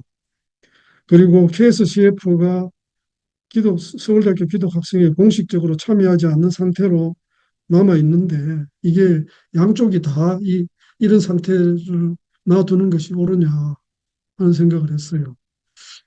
그래서 아까 말씀드린 대로 나는 민주운동을 할 생각을 하고 있는 때였는데 그거하고 서울대학교 기독학생회 한다는 거하고는 전혀 길이 다른 길이지 않습니까? 그런데 이거를 안 할 수가 없겠다. 나는 그거를 왜 그러냐 하면은 서울대학교 안에 기독교를 심어야 되겠다. 이 사람들은 심는 존재하지 않는 걸로 되기 때문에 제대로 된 기독교를 표현을 못하니까 그래가지고 서울대학교 기독학생이 없는 거나 마찬가지 아니냐 이런 생각을 한 거예요.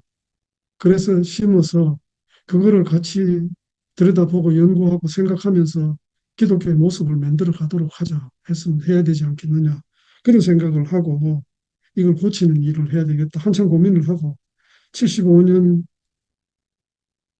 75년 2월에 석방되고 나서 한 3, 4개월 정도 고민을 하고는 착수를 했어요. 75년에. 처음 만난 그룹들은 73학번들, 73학번들 몰리대 그것도 중심은 세문안교회하고 제일교회 그 멤버들을 가지고 나가야 우선은 기본적으로 이해를 하니까 그렇게 해서 했는데 75년에 그 중에 하나가 학생 시위에 또 참여를 해가지고 그 오늘들 사건이라고 유명해요. 그 사건에 해서 빠져버렸어요. 그러니까는 감옥에 간 거죠. 감옥에 갔어요. 그러니까는 이게 그룹이 해산이 됐어요. 그 중에 한 친구는 재정구 신부의 동생이 있었는데 가톨릭 신부가 됐어요. 하여튼 그렇게 되고 이게 서울대학교 학생운동의 전통도 연결이 있고 기독 학생운동에도 또 역할을 하고 하는 이론적이고도 신앙적이고도 실천적인 기독 학생회를 만들자 하는 생각으로 그런 의견을 이야기를 했어요. 그래서 73학번들이 그룹이 해체되고 나서는 70, 그 다음에 75년에는 잘 못한 것 같고, 76년에 들어가서 74학번, 75학번들을 데리고 하기 시작을 한 거 아닌가. 75년에도 좀 한 것 같기도 하고, 내가 연도는 지금 조금 기억에 조금 헷갈립니다. 그래서 하여튼 첫 번째 그룹은 해산돼 버렸고, 두 번째 그룹을 가지고 이어가서 계속 해가지고, 77년에 서울대학교 총기독 학생회의 이 회장을 이 그룹에서 나왔어요. 그렇게 되려면은 대의원을 각 대학별로, 단과대학별로 대의원을 다 만들어 놔야 되거든요. 그러니까 그게 한 2년 걸리는 일이더라고요. 나는 그렇게 오래 걸릴 줄은 몰랐는데. 근데 만들어 놓는다고 금방 떠날 수 있는 게 아니에요. 기구를 장악을 했을 뿐이지 어떻게 하는 게 기독 학생회답게 시행을 하는 것이냐 하는 거를 하려면은 전 프로그램은 좀 지도를 해야 되지 않겠어요. 그래서 후배들한테 이기도 학생회는 이렇게 프로그램을 하자 하고 제안도 하고 같이 협의도 하고 그래서 대량적인 대대적인 홍보 활동을 하고 그런 걸 또 문장을 잘 만들고 후배들이 김민수 씨도 그런 무슨 네. 만들고 하지 않았습니까? 예, 굉장히 많이 뿌렸어요. 만 장씩 뿌리고 아마 그랬을 거라. 만 장은 안 뿌렸나 몰라. 하여튼 그런데 그때는 내가 경찰서에 일체에 출입을 하면 보고해야 되는 거예요. 집에 아파트에 살았기 때문에 출입할 때는 경비가 내 출입 시간을 다 알고 있어요. 근데 경찰이 와서 물으면 언제 나갔다고 이야기를 할 수밖에 없거든. 모를 수도 있지만 안 모를 수도 있지만 물으면은 얘기를 해야 되거든. 그럼 나갔던 거 출입이 다 체크가 되게 돼 있어요. 근데 갔다 오면 뭘 했느냐? 질문을 해요. 그러면은 답을 하는데 나는 제일 답하기 좋은 게 서점에 갔었다. 책 읽었다. 이렇게 이야기를 하는데 책도 무슨 책 읽었는지 제목을 설명을 해야 되는데 그래도 그게 답변하기 어려워서 그게 제일 좋아요. 그런 상황인데 간간이 사회안전법 대상자라서 정기적으로 그 조사를 합니다.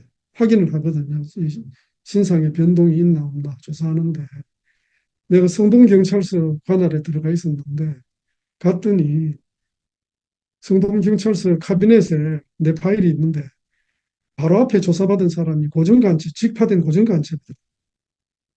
그 사람하고 같은 캐비넷이 있는 거예요. 그만큼 위험한 사람이야. 요주의 대상이지. 나는 내가 그런 내 파일이 그 사람들하고 같이 있을 줄 상상도 안 했죠. 그런데 이렇게 말하자면 완전히 지하 인간이죠. 그런 상황인데도 후배들을 만나가지고 해야 되고, 그때부터 모이면은 세 가지 프로그램을 꼭 하라 그랬어요. 예배드리고, 사회과학 공부하고, 운동 실천할 거 토론하고, 이 세 꼭지를 꼭 해야 된다 해가지고, 그러고 사도신경 주기도문 하고, 사도신경으로 다 예배드리고, 그랬는데, 하여튼 나중에는 그거가 또 시비의 대상이 되는 일이 생기다. 그래서 하여튼 했는데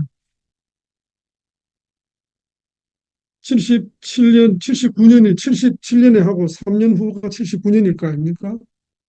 79년에 되니까 7학번들이 73학년이 되는 해죠. 그 해에는 서울대학교 기독학생회 수련회를 했는데 100명이 넘었어요. 그리고 토론 수준이 내가 듣도 보도 못한 수준을 해요. 세문학교의 대학생회에서도 이런 없었던 토론을 하더라고요. 그만큼 지적으로 수준이 높아졌어요.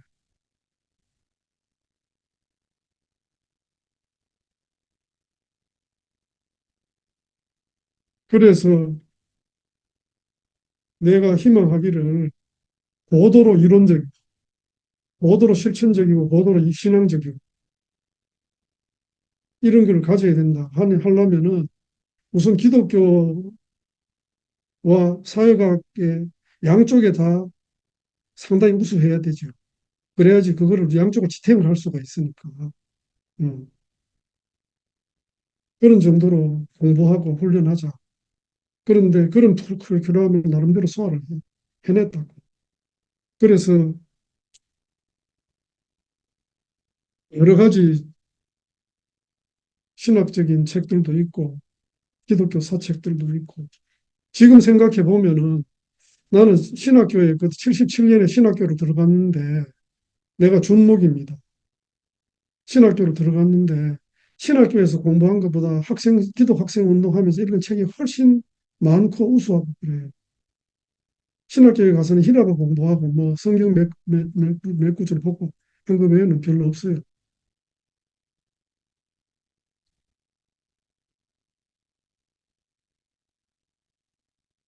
그래서 했고 나는 운동을 대중적으로 해야 된다.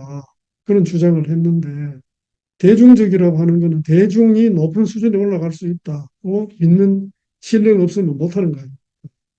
그런데 대중이 그런 수준에 가야 되고 역사에 큰 변화를 일으키려면은 큰 세력이 있어야 되고 우리 한국 기독교가 어떤 정도의 크기의 큰 역할을 담당해야 되느냐 한국 역사에서 그 규모가 그것이 무엇일지는 모르지만은 그러나 그런 큰 규모로 역할을 해야 되려면은 대중적으로 만들어지지 않으면 안 되고 그다음에 그걸 조직하려면 그 중심에 상당히 강력한 조직적인 중심이 있어야 되고 우수한 조직가들이 있어야 된다. 그런 생각을 했을 거 아닙니까? 그래서 실제로 기독학생 운동이라고 해서 소그룹 모여서 몇 사람 서너 명 모여서 무슨 공부한다든지 책을 읽는다든지 하는 거를 어느 단계는 그럴 수가 있죠. 그러나 이게 계속 그러겠다고 하는 건 아니다 이거지. 그걸 확대하려고 하는 포부가 있어야 된다 이 말이에요. 그래서 캠퍼스를 기독교와 역사의식을 겸비한 그런 세력으로 가득 채워야 된다. 만들어내야 된다는 생각을 했어요. 그래서 그런 대중화 노선에 대해서 이야기를 하고 하느라고 세계 그런 노선에 가장 근접해서 온 사람이 나는 마오쩌둥이라고 생각을 했어요. 그래서 모택동 이야기도 하고 뭐 동서양의 이야기도 하고 세계혁명운동사 이야기도 하고 뭐 그런 등등을 했던 그런 기억이 납니다. 기독교는 예수의 혁명을 수행하는 책이기 때문에 혁명 세계라, 혁명 운동이다 이렇게 생각을 한 거예요. 그 혁명이 어떤 혁명인지는 우리가 지금 잘 모를 뿐이다 이거지.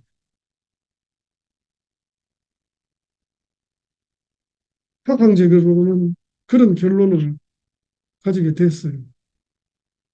자, 그런데 이제 YMC 이야기로 그리고 개신교 안에서 이런 운동이 일어나니까 이게 뭐 좀 잘 이해가 안 되는 운동이 일어나지 않았어요. KSCF도 학사단만 했지 이렇게 학원 안에서 보편적인 운동으로 기독학생 운동 일어나는 걸 본 적이 없었으니까 이게 뭐 좀 생소한 였을 거예요.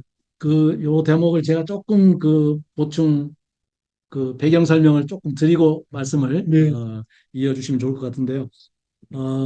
이제 저는 이제 77 학번이어서 그 선배님을 대학교 3학년 때 한 달에 한 번 정도 이제 뵙고 그때마다 이제 우리 77 학번들이 MT처럼 모였을 때 오셔서 같이 하룻밤 있으면서 이제 얘기를 저희가 들었는데 물론 그때도 굉장히 미행 조심하고 굉장히 조심조심해서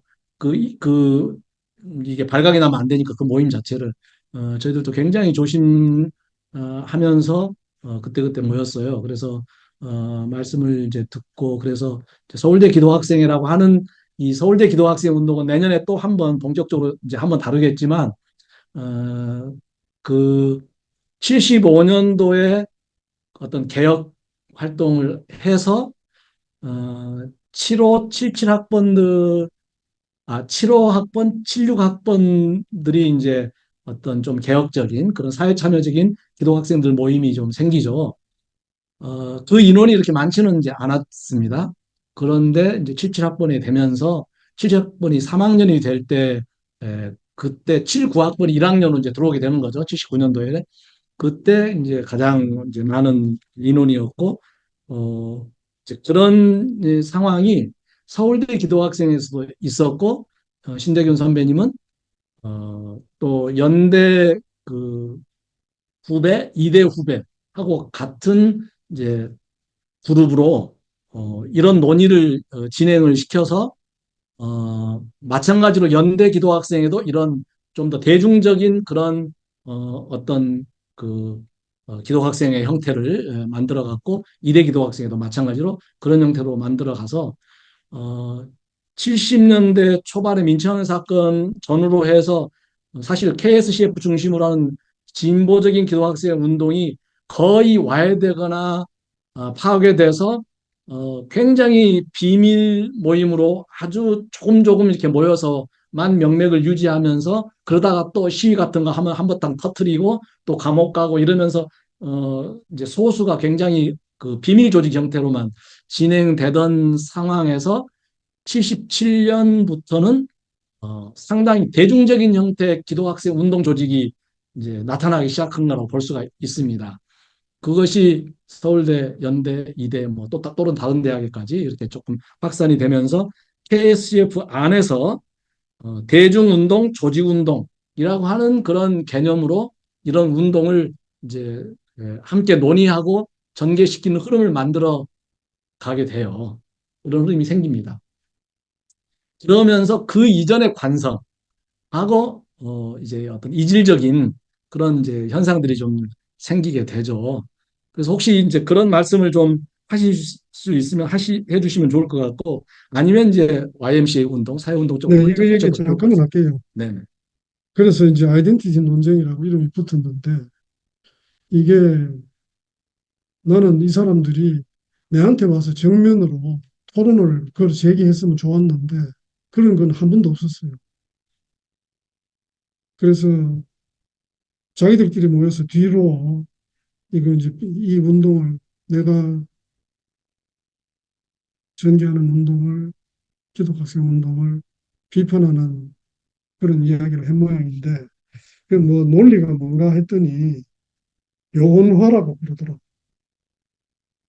요원화라고 한다는 거는 대중화하고 대립하는 개념일 텐데 요원만 만들어서 그래서 그러니까 소수 어, 정예화라고 그때 또 어, 그런 표현을 썼는데, 글쎄 그런 표현이지 그런 표현이겠죠. 그런데 그렇게 되면은 대중운동은 못해요. 조직이 그런 요원화한다는 거는 나머지 다중이 형성될 수 있는 계기도 없을 뿐만 아니라 조직 자체가 요원과 대중으로 이원을 하자는 거 아니겠습니까? 그래서는 그게 운동이 확산될 수가 없죠. 그 리더십이 생겨날 수가 없어요. 그리고 어, 그래서 내 생각에는 뭐 말이 안 되는 이야기인데 그런데 그게 뭐 좀 확산이 돼 가지고 만들어진 것 같아요. 하여튼 거기에는 그래서 이게 제대로 된 논쟁으로 전개가 됐으면 좋았는데 제대로 된 논쟁도 아니고 음모론 비슷하게 진행이 됐기 때문에 좀 나로서는 안타까운 길이다 이렇게 생각을 하고 있고 이게 그래서 나는 교회사에서 이런 논쟁을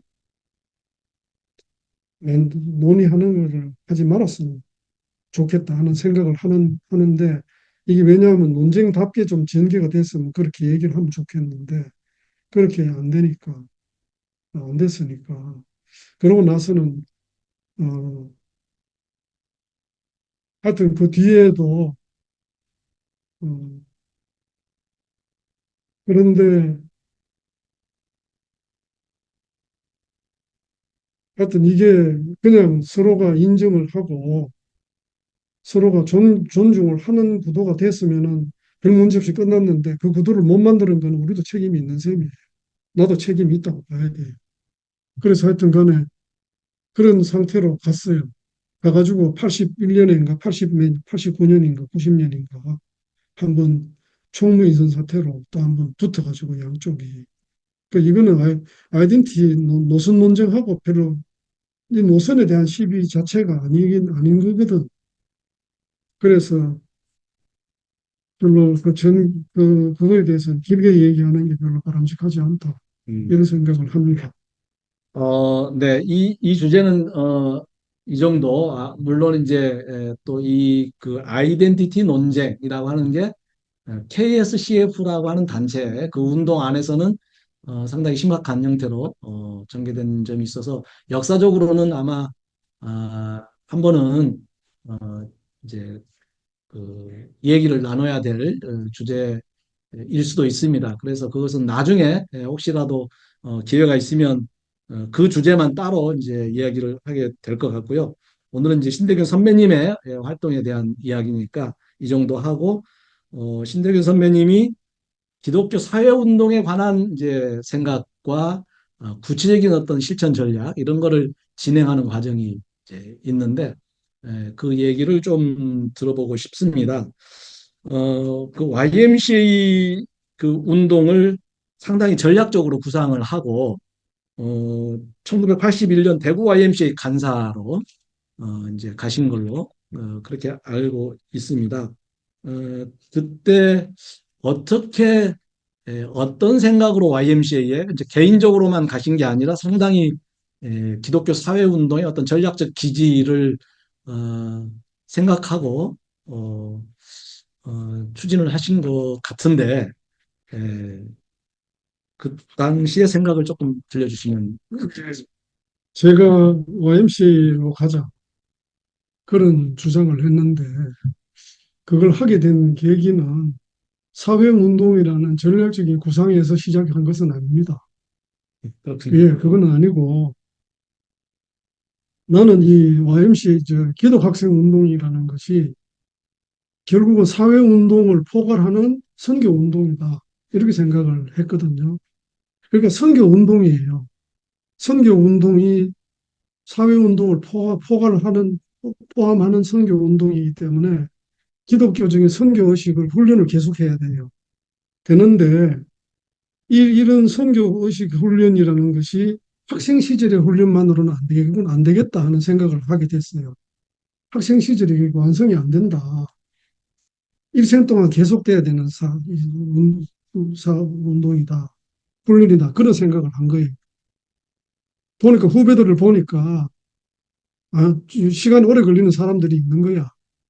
오래 걸리게 생긴 사람들이 있는 거예요. 그래서 선교 운동이 되려면은 기독교에 대한 의에 대한 신념이 있어야 되고 그 다음에는 자기 일생을 헌신할 자세도 있어야 되고 그런 것들이 다 있어야 되는데 그런 대로 의식이 형성된다는 게 짧은 시간에 안 가능할 수 있겠구나 하는 생각을 하게 된 겁니다. 그러면은 이게 계속돼야 되는데 졸업하고 나서도 그럴 수 있는 틀이 뭘까? 그런 생각을 하다가 보니까 YMCA라는 게 생각이 떠올랐어요. 근데 영어로 쓰면은 학생 기독교 스튜던트 기독 학생회라는 걸 영어로 쓰면 스튜던트 크리스천 어소시에이션이에요. 그래서 연세대학교 같은 데는 YMCA라고 했다가 스카라고 불러요. 근데 YMCA는 뭐냐면 영맨스 크리스천 어소시에이션이에요. 근데 크리스천 어소시에이션인 점에서 똑같아요. 기독 학생회라는 게 본질은 기독 학생들의 어소시에이션이잖아요. 본질적으로는 똑같아요. 다만 연령이나 위치, 주소가 어디냐 이거에만 차이가 있을 뿐이에요. 본체는 뭐냐 하면 본체는 크리스천 어소시에이션인데 그 크리스천 어소시에이션 중에서도 어디가 원천인지 하면 C가 원천이에요. 왜 C가 원천이냐 하면은 그리스도를 보편적인 구주로 믿는 고백을 하기 때문에 그러려면 그리스도 고백이라는 거는 그 그리스도가 보편의 구주라고 믿어야 되잖아요. 그러려면은 보편성이 보장이 돼야 되잖아요. 그럼 나 혼자 믿는 거 믿고 끝내겠다. 그런 거는 보편적인 그리스도라고 할 수가 없죠. 만인의 그리스도라 해야 하니까. 선교해야 되는 것이 불가피하게 따르는 논리예요. 그리스도 고백에는. 그러면 어소시에이션을 만들게 돼 있어요. 없으면 혼자서 선교하는 거고, 있으면 동력자로서 공동의 선교 활동을 해야 되는 것이다. 그런, 그래서 크리스천 어소시에이션은 동력하는 선교 공동체다. 그렇게 디파인을 하게 된 거예요. 근데 그런 디파인에 맞는 조직이 이미 있는 거라. 그게 YMCA예요. 그래서 해봐야 되겠는데, 현실로서의 YMCA를 보면은 아닌 거예요. 이거는 그런데 도달하기에는 너무나 거리가 먼 상태의 조직이라. 과연 그게 될까? 그런 의문이 있었어요. 그래서 Y로 가자고 한 거는 사회운동이라는 전략론으로부터 연역한 것이 아니고 기독학생의 경험으로부터 귀납된 거예요. 근데 귀납되고 나서 보니까 이게 사회운동으로서의 역할을 하겠다, 할 수 있겠다 생각을 하게 된 거예요.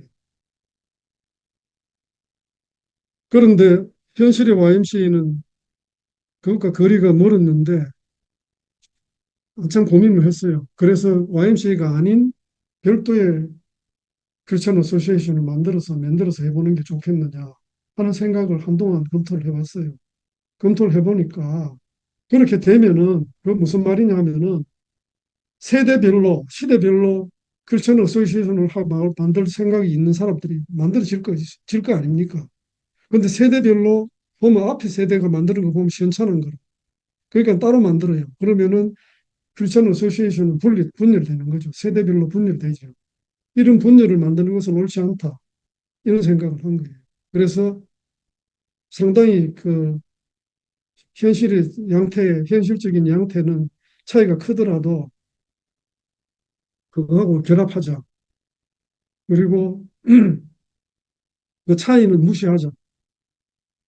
그렇게 생각을 하고 가자고 했습니다. 가니까 이게 YMCA를 간다고 하는 거는 나부터 우선 YMCA 간사가 돼야 되겠고 또 직업적인 운동가가 아닌 사람은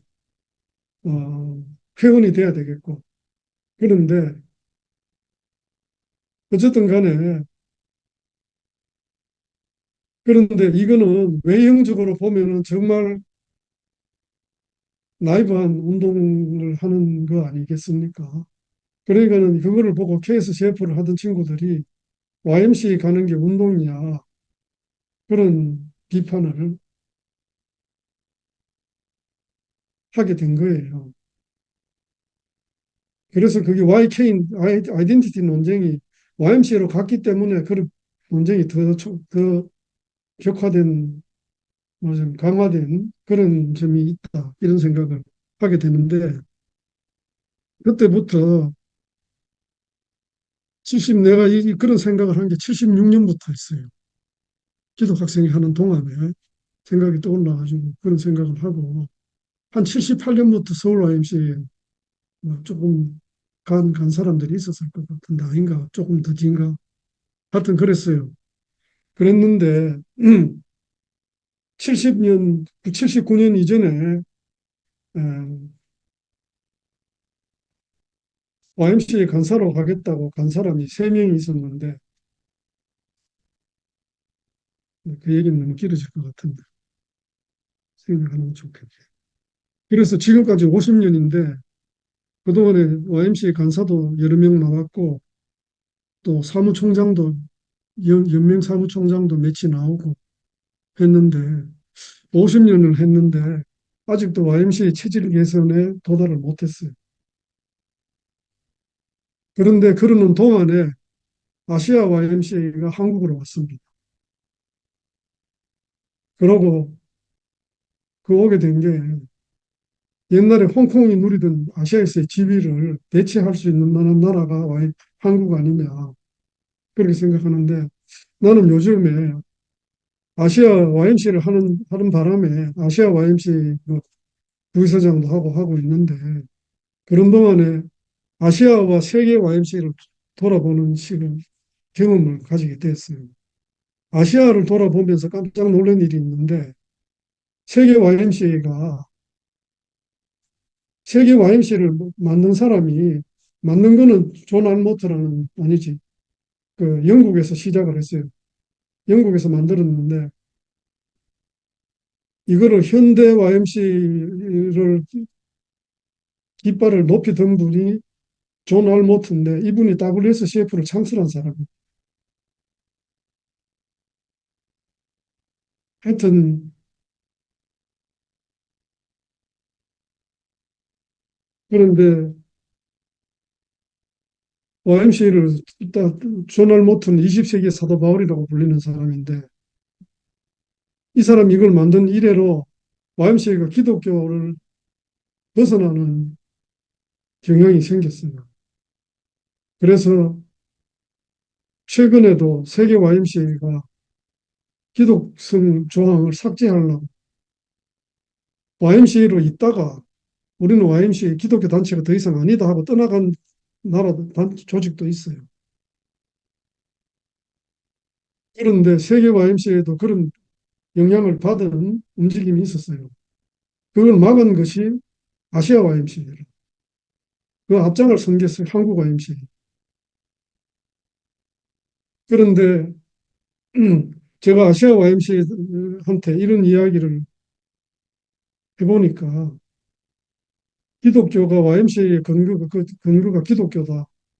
여야 한다. 기반이 기독교여야 한다고 하는 주장을 했더니 거기에 전폭적으로 찬성을 하는 거예요. 아시아 기독교들이, YMCA들이.